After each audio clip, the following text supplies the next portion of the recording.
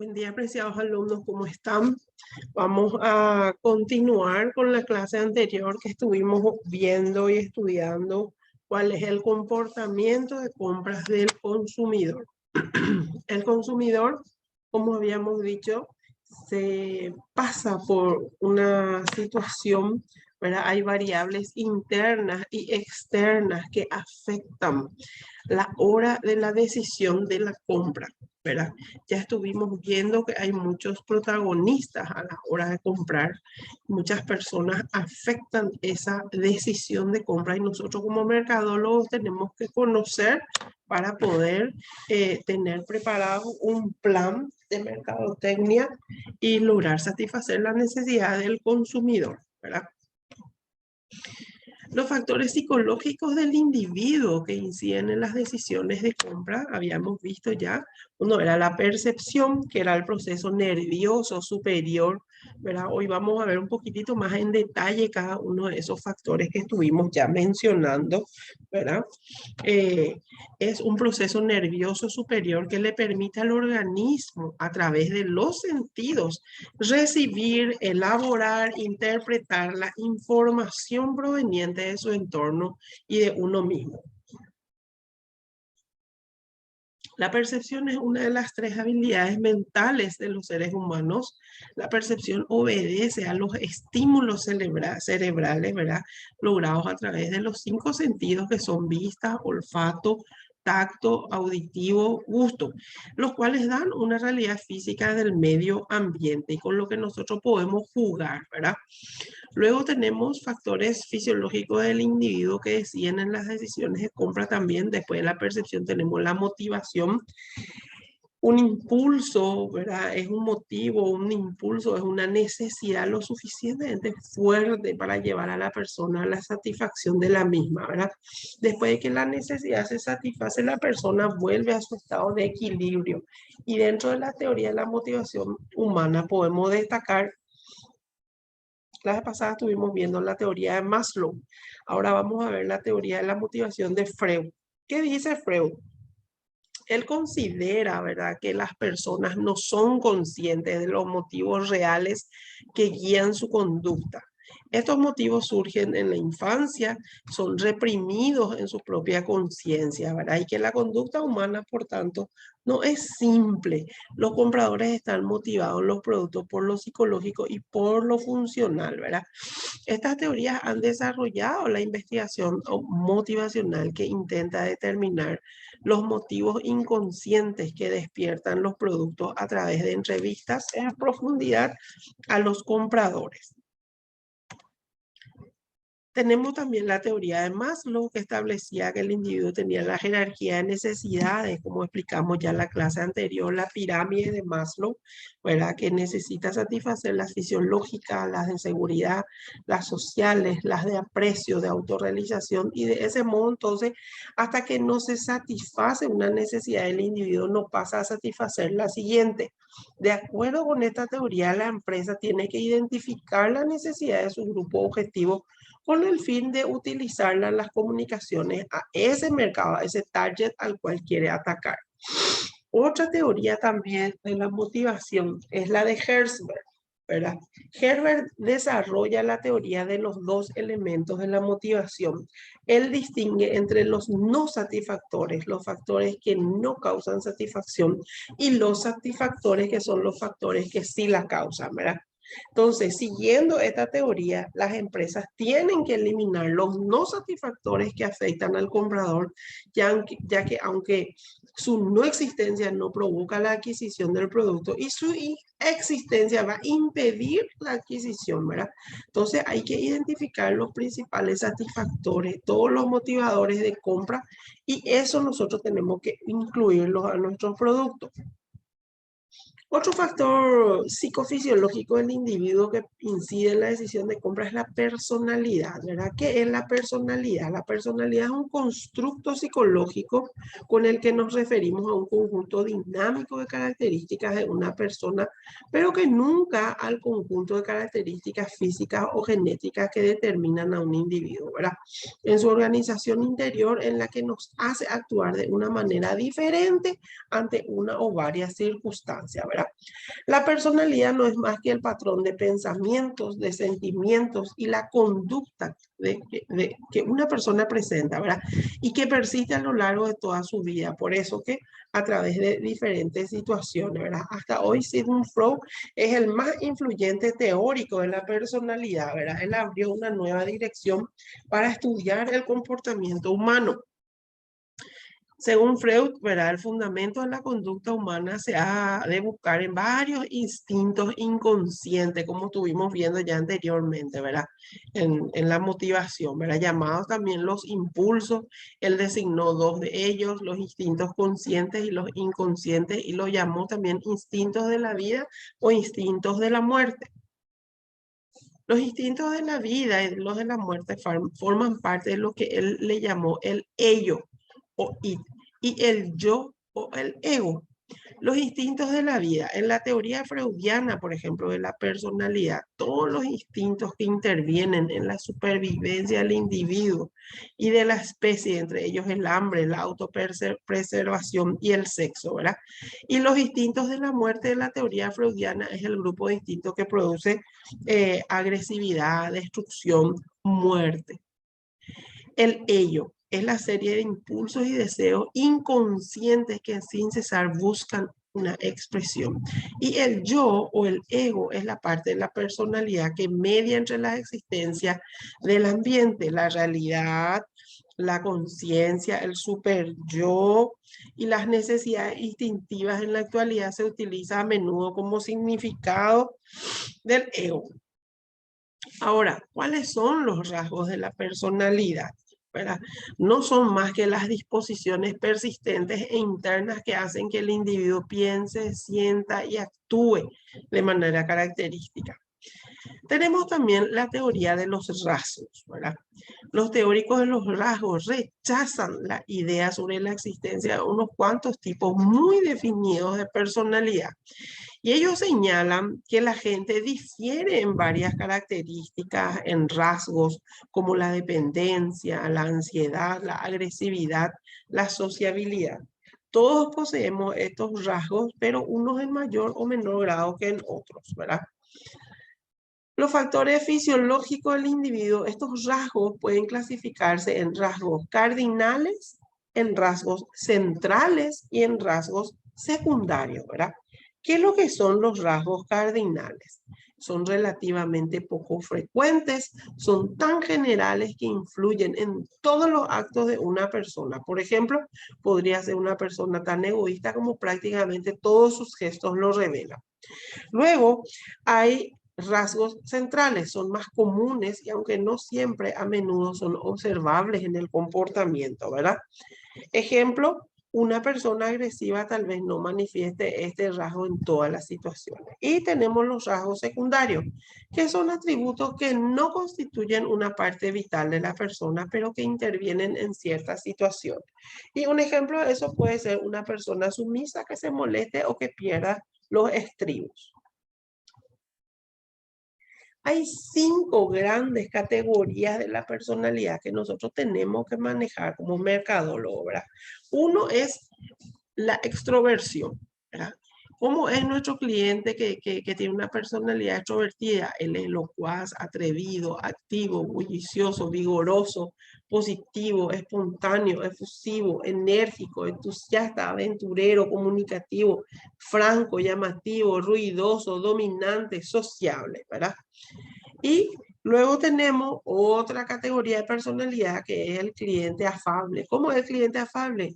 Es cálido, amable, cooperativo, desprendido, flexible, justo, cortés, confiado, indulgente, servicial, agradable, afectuoso, tierno, bondadoso, compasivo, considerado, conforme. Tenemos un cliente que es dependiente, ¿verdad? Este es organizado, escrupuloso, responsable, trabajador, eficiente, planeador, capaz, deliberado, esmerado, preciso, práctico, concienzudo, serio, ahorrativo, confiable. Luego tenemos un cliente con estabilidad emocional, es impasible, no es envidioso, relajado, objetivo, tranquilo, calmado, sereno, bondadoso, estable, satisfecho, es seguro es imperturbable, poco exigente, es constante, es plácido y es pacífico.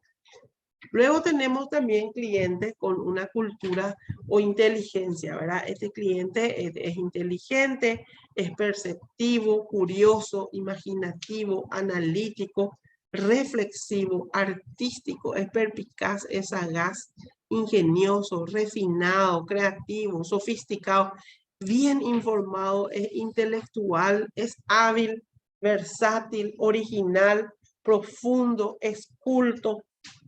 Entonces, esto nosotros tenemos que conocer de nuestros clientes, ¿verdad? Hay una formación de actitudes, ¿verdad? Formación y cambio de actitudes. Nosotros tenemos que incidir en eso, pero para ello le debemos de conocer.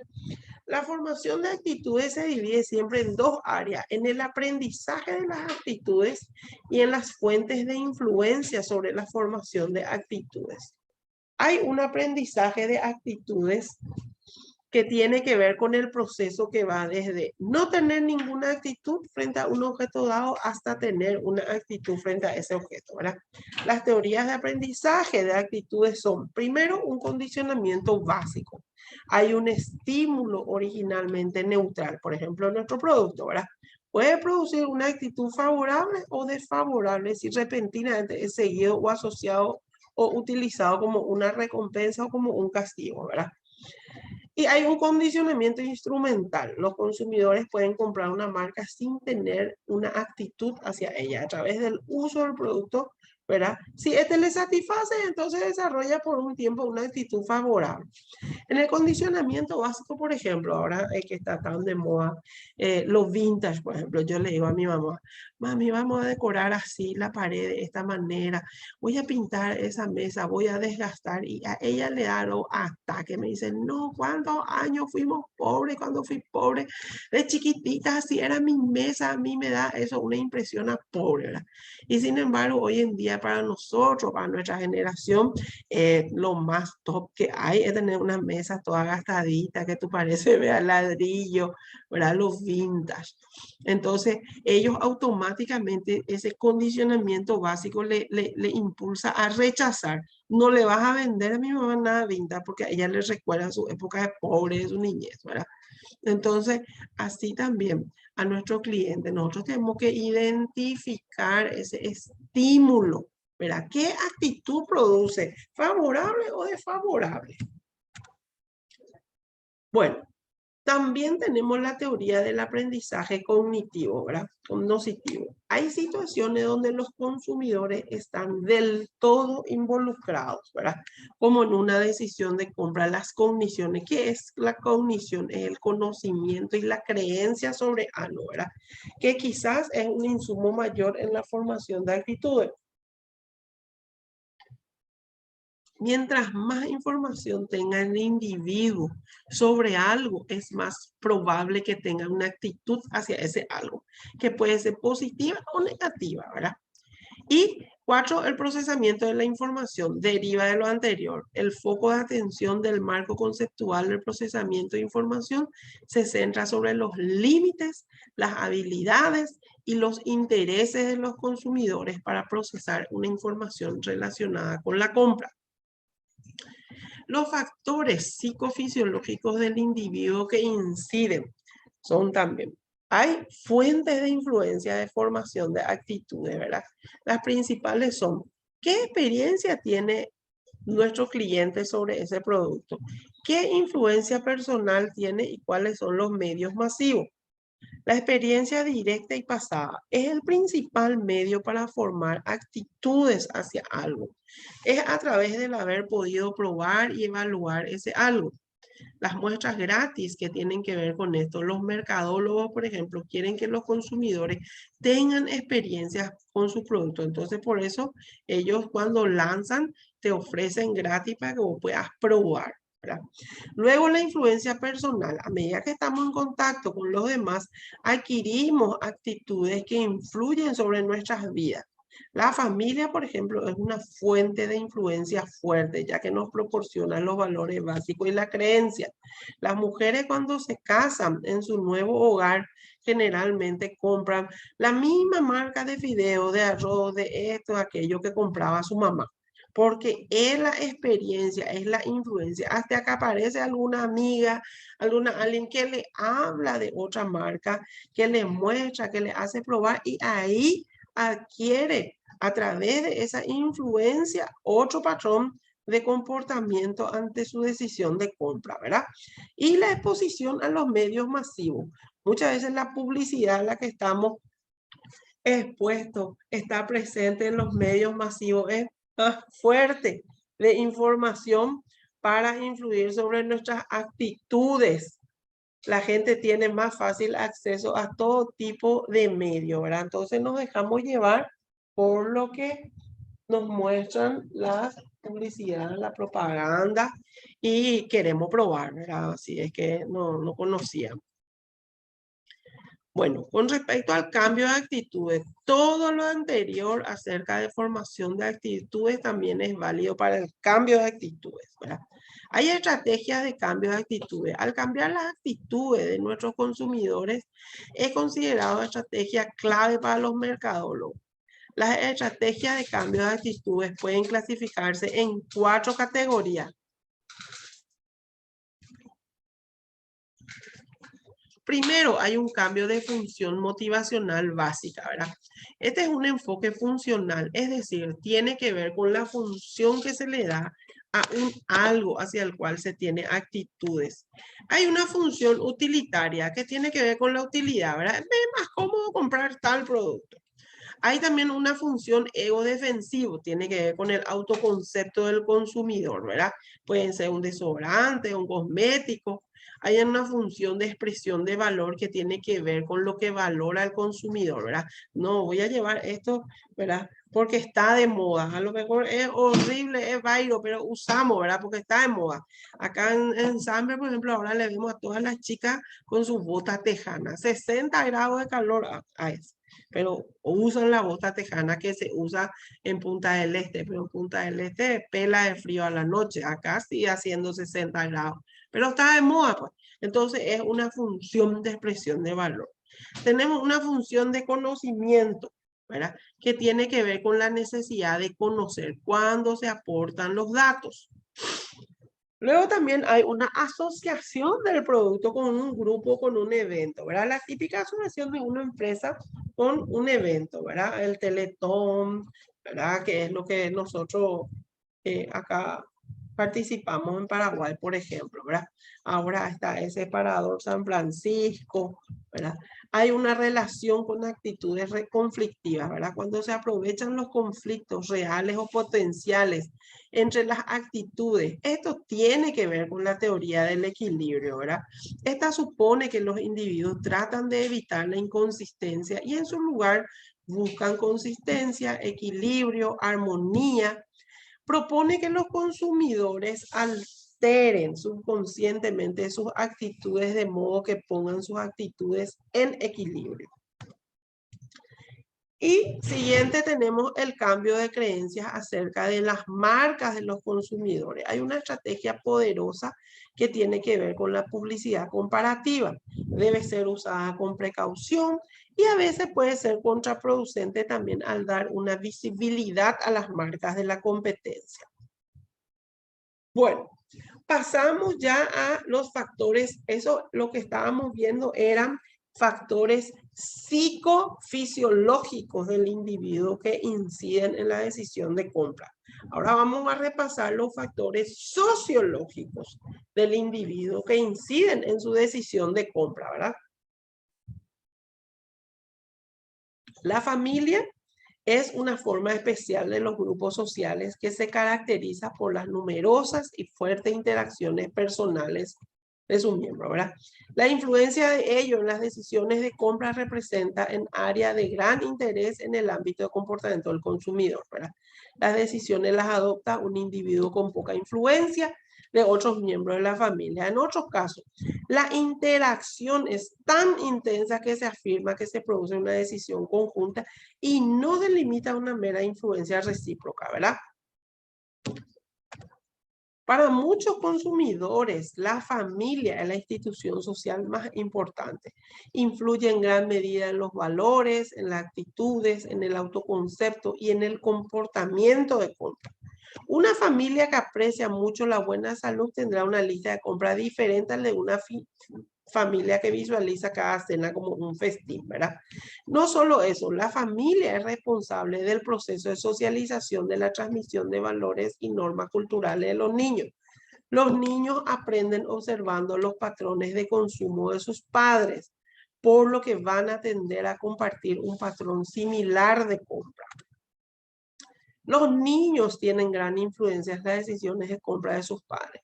En muchas familias donde ambos padres trabajan y tienen poco tiempo disponible, se le alientan a los niños a participar, ¿verdad? Los hijos de la familia con un solo padre participan más en la toma de decisiones de su familia a una edad más temprana. Los niños influyen de manera especial en las decisiones relacionadas con la comida, por ejemplo. Entonces, la compañía de alimentos escuchan con cuidado lo que los niños quieren. Los niños están más interesados por la diversión que la comida. Por eso que McDonald's, Burger King gastan millones de dólares en juguetes para comidas infantiles porque eso es lo que quieren los chicos y eso les atrae y les trae a los padres, ¿verdad? Otro factor sociológico que ya habíamos hablado es la clase social. La clase social se ha convertido en uno de los indicadores más importantes para el mercadólogo, ¿verdad? Ya que según el estudio que se haga sobre cada tipo de clase social nos indica ciertos patrones de compra, de gustos, de preferencia en base a la posición que las personas ocupan en la sociedad, ya sea por sus amistades, por su estilo de vida, sus ingresos, su profesión, su oficio, su tiempo de ocio, ¿verdad? Por lo que esto nos dará un conocimiento más amplio sobre su comportamiento de compra y así dirigir todos sus esfuerzos de marketing para llegar a un determinado segmento teniendo en cuenta la cultura. La clase social en la segmentación de mercado. La clase comúnmente asociada al ingreso se relaciona con patrones de estilo de vida. Por ende, estos patrones de conducta del consumidor se constituyen así las clases media y trabajadora como el segmento más numeroso del mercado. La elección y el uso de productos difieren entre las clases sociales y también se dan diferencias al interior de una misma clase.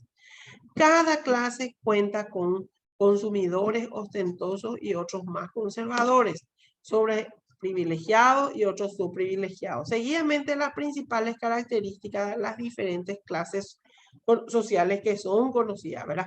Lo que más nosotros manejamos en la clase alta. Alta tiene patrones de consumo muy diferentes a las de otras clases, ¿verdad?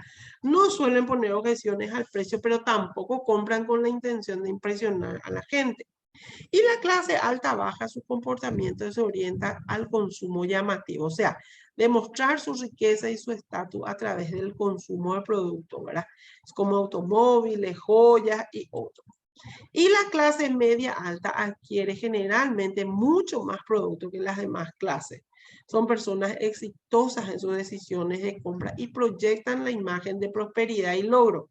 Tienden a la ostentación de su éxito en la vida, ¿verdad?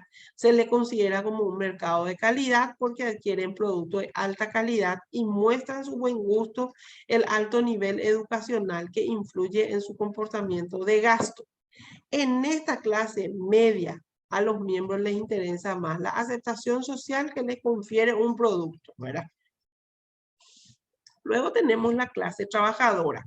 Es motivada por la búsqueda de la seguridad social, económica, física, la necesidad, el nivel de reconocimiento y respetabilidad del hombre común, el deseo de apoyo y cariño de personas queridas, ¿verdad? Escapar de la carga pesada de labores domésticas y el impulso de decorar y embellecer su mundo. Como su posibilidad de movilidad hacia arriba es escasa, entonces restan importancia a los gustos refinados de la élite social. Sus gustos son más prácticos. Luego tenemos la clase baja, que tiende a consumir los productos alimenticios y los de carácter duradero. Frecuentemente adquieren los modelos nuevos y más caros, pues se toman como una inversión duradera, ¿verdad? Su comportamiento se describe como un consumo compensatorio, pero también tratan de emular la buena vida y tienden a comprar por impulso. Otro factor sociológico es el grupo de referencia. ¿Quiénes son, verdad, el grupo de referencia? Son todos los grupos formales o informales que influyen en el comportamiento de compra de un individuo. Generalmente, estos consumidores consumen productos o utilizan marcas para identificarse o integrarse a un grupo, ¿verdad? Asimilan por medio de la observación lo que consumen esos integrantes de su grupo y recurren a los mismos criterios para tomar sus propias decisiones, ¿verdad? Generalmente nosotros, ¿verdad? Cuando pasamos por la adolescencia, tenemos ciertas etapas, nos gusta, por ejemplo, qué sé yo, un grupo de rock, entonces ya empieza toda la remera negra, todo con bota, todo con pulserita, con tacha. Después pasamos a la onda fit, hay que comprarse la calza en juego con el champión, con el cordón, con la vincha, con el reloj, o está de moda tal, tiene la zumba, bueno, toda la indumentaria para eso. Entonces, son grupos de referencia, ¿verdad? Las tribus urbanas marcan muchísimo aquí el proceso de decisión de compra. Depende de qué tribu nosotros estamos, ellos afectan, inciden, ¿verdad? Los grupos de participación primaria, por ejemplo, incluyen todo aquello con lo que la gente interactúa normalmente, ¿verdad? De manera informal, frente a frente, su familia, consumimos lo que consumen nuestros grupos amigos, consumimos lo que consumen nuestros compañeros de trabajo. Luego hay grupos de participación secundaria. Aquí ya hay mayor formalidad, ¿verdad? ¿Qué consumen los clubes donde asistimos? ¿Qué? Vamos de un casamiento. Bueno, este es el vestido que está de moda, ¿verdad? Nos vamos a ir a la iglesia. Bueno, y compramos ya ahí la Biblia, el bolsón con el versículo, tenés que tener tal cosa. O sea, de acuerdo al grupo en donde estamos participando, hay un patrón de compra que incide en la decisión de compra, ¿verdad? Los grupos de referencia deseados, ¿verdad? Son aquellos a los que una persona le gustaría permanecer y para unirse a ese grupo, esta persona tiene que respetar la norma del grupo, ¿verdad? Lo que consumen. Los grupos de referencia no deseados incluye también nuestro comportamiento cuando tratamos de mantenernos a distancia de ellos, ¿verdad? Lo que nos parece vairo, que nada que ver, vamos a evitar luego comprar ese tipo de producto, irnos a esos lugares, ¿verdad? Porque no queremos luego ni que nos asocien con ese grupo. Bueno, entonces, para los especialistas en marketing, los grupos de referencia se aceptan, se asocian con tres conceptos importantes. Primero, que sirven como fuente de información e influyen en las percepciones, ¿verdad? Segundo, afectan a los niveles de aspiración de un individuo. Y tercero, sus normas limitan o estimulan el comportamiento del consumidor. Luego tenemos otro factor sociológico, la cultura, la subcultura y el comportamiento. Acá en Paraguay tenemos varias subculturas, ¿verdad? Tenemos, por ejemplo, dentro de nuestra cultura tenemos el grupo, qué sé yo, los menonitas. Ellos tienen una manera de hablar, de comer, de vestirse. Tenemos los, qué sé yo, no sé, hay subcultura, los alemanes, ellos consumen otras cosas, vos te vas hacia Alto, te vas hacia ciertas regiones, o te vas hacia Hohenau, o te vas hacia donde están los ucranianos, ¿verdad? Y vos ves que hay se consume diferente según la subcultura de ellos, pero están inmersos dentro de nuestro país, ¿verdad? Entonces, el primer grupo importante de factores que influyen en la decisión de un consumidor son los factores culturales, ¿verdad? Estos ejercen la más amplia y profunda influencia sobre el comportamiento y las tomas de decisiones del consumidor que tiene una persona. La cultura es el carácter esencial de una sociedad y le distingue de otros grupos culturales, ¿verdad? Los elementos culturales de toda cultura son el idioma, los mitos, las costumbres, los rituales, las leyes que moldean la cultura, la conducta de esa cultura, así como los objetos materiales o los productos de esa conducta que se transmiten de una generación a otra.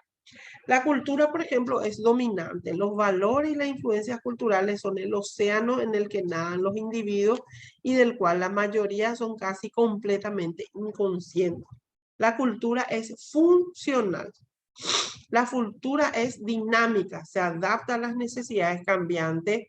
El elemento más definitivo lo constituyen los valores, las creencias perdurables compartidas de un modo específico en la conducta que es preferible entonces en nuestro aspecto personal o social. Los consumidores por eso con sistemas de valores similares tienden a reaccionar de igual forma a los precios y a otras inducciones que realiza el marketing. Los valores de los consumidores metas tienen importantes implicaciones, por eso que nosotros cuando realizamos nuestra misión, nuestra visión, la empresa también define sus valores. ¿Por qué? Porque los valores representan lo que es más importante en la vida de las personas. Entonces, en consecuencia, los especialistas en marketing prestan cuidadosa atención a los cambios de valores en los consumidores. El valor esencial es el éxito, el materialismo, la libertad, el progreso, ¿verdad? La subcultura, una subcultura, como ya vimos anteriormente, se divide, ¿verdad?, en subcultura cuando cobra la base de las características demográficas, las regiones geográficas, los cimientos nacional, étnicos, las creencias políticas, las creencias religiosas, ¿verdad? Las perspectivas culturales, ¿verdad? Aquí nosotros hablamos de las diferencias culturales, generan una considerable variación dentro de una cultura en los bienes y servicios que ellos compran, ¿verdad? Otros factores sociológicos son los factores personales, ¿verdad? Los expertos en marketing se interesan en el proceso de influencia personal, el cual puede definirse como el efecto en que un individuo produce la comunicación, el famoso boca por boca, ¿verdad? Mira, yo me compré esto, es espectacular. No, no te compre porque re feo es lo que vende, re mal te atienden. Nunca más ni enfrente no vas a pasar, ¿verdad? Por eso que se considera un factor importante y repercute en los valores, actitudes y las evaluaciones de marca e interés, ¿verdad? Las determinantes individuales, estas son variables que inciden en la forma en que el consumidor pasa por el proceso de decisión relacionado con productos y servicios. El ambiente externo generalmente se dirige hacia las determinantes individuales, o sea, demuestra que los estímulos individuales no influyen directamente en los consumidores. Por el contrario, son modificados por factores internos como el aprendizaje, la personalidad, las actitudes que ya estuvimos viendo, ¿verdad? El procesamiento de la información y la motivación, el círculo abierto entre este proceso de decisión y estas variables denotan la gran influencia que ejercen sobre el proceso de decisión. Las determinantes individuales son la personalidad, el autoconcepto, la motivación, la participación, el procesamiento de información, el aprendizaje, la memoria, las actitudes, ¿verdad? Que nosotros ya estuvimos viendo. El proceso de información, aquí nosotros hablamos cuando designan las actividades que los consumidores llevan a cabo cuando adquieren, integran y evalúan la información. Generalmente estas actividades requieren la búsqueda activa de información o de recepción pasiva, ¿verdad? Fijarse exclusivamente en ciertas partes de la información, integrar la que ha sido objeto de nuestra atención con la proveniente de otras culturas, fuentes y evaluarla con mira a la toma de decisión. El aprendizaje y la memoria. Este es un factor sociológico que incide en la decisión de compra que trata de comprender lo que aprenden los consumidores, cómo aprenden, qué factores rigen la retención del material aprendido en la mente del consumidor, ¿verdad?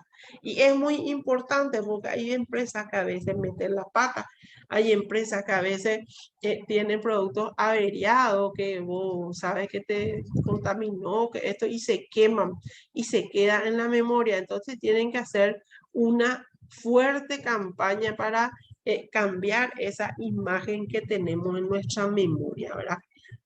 Los consumidores adquieren productos y recuerdan su nombre y sus características y además aprenden criterios para juzgar los productos, los lugares donde fueron adquiridos, las capacidades relacionadas con la solución de problemas, los patrones de gusto, de cultura. Entonces, todo ese material aprendido que se encuentra almacenado en la memoria ejerce un influjo muy significativo sobre la manera en que los consumidores reaccionan ante cada situación. Las actitudes rigen la orientación básica hacia los objetos, sobre las personas, los hechos, ¿verdad? Nuestra actitud. Y nuestras actividades también influyen profundamente cómo van a actuar los consumidores, ¿verdad? Su relación ante los productos, los servicios, así como su respuesta ante la comunicación que los mercadólogos preparan para convencerlos de que adquieran sus productos, ¿verdad? No obstante, la actuación total del proceso de toma de decisiones puede interpretarse así. Cuando un sujeto asimila estímulos exteriores, se produce una serie de interacciones, ¿verdad? Bueno, aquí ya pasamos al proceso de decisión de compra, pero este es un tema que yo quiero dejar ya para hablar en la próxima clase, ¿verdad? Les voy a dar un adelanto de qué es el proceso de decisión. Al comportamiento del consumidor se le define como un proceso mental de decisión, ¿verdad? Por eso recién lo que nosotros estuvimos viendo son todos los factores, variables internas y externas que afectan el comportamiento de compra del consumidor. Incide en qué es su decisión. La próxima clase nosotros vamos a estar aprendiendo sobre cómo se da el proceso de decisión de compra. La acción de compra no es más que una etapa en una serie de actividades psíquicas y físicas que tienen lugar durante un cierto periodo, ¿verdad? Algunas actividades preceden a la compra, ¿verdad? Otras son posteriores, pero como todas tienen la virtud de influir en la adopción de un producto o servicio, se examinan como parte del comportamiento que a nosotros nos interesa, ¿verdad? El comportamiento transcultural. Las influencias transculturales también constituyen las diferencias de valores a través de países, mientras que las influencias de sus culturas les son las diferencias en los valores entre los grupos que habitan en un mismo país, ¿verdad? La mercadotecnia en el extranjero ha cobrado gran importancia para los negocios, ¿verdad? Pero hoy en día con la globalización prácticamente estas fronteras dejaron de existir. Nosotros tenemos que conocer la importancia de estas diferencias de preferencia. ¿Para qué? Para evitar que una empresa se meta en problemas. De igual manera, se debe manejar la información respecto a los usos que se le da a los productos en diferentes países. El lenguaje es importante para la transmisión de costumbres, de creencias, de cultura, ¿verdad? Los mercadólogos deben estar conscientes de los diferentes significados. Los símbolos de una cultura influyen en el comportamiento de compra y se da mucha sensibilidad al uso del color en la publicidad de acuerdo a las costumbres y creencias de un país. Muy bien, entonces hasta aquí llega nuestra clase de hoy.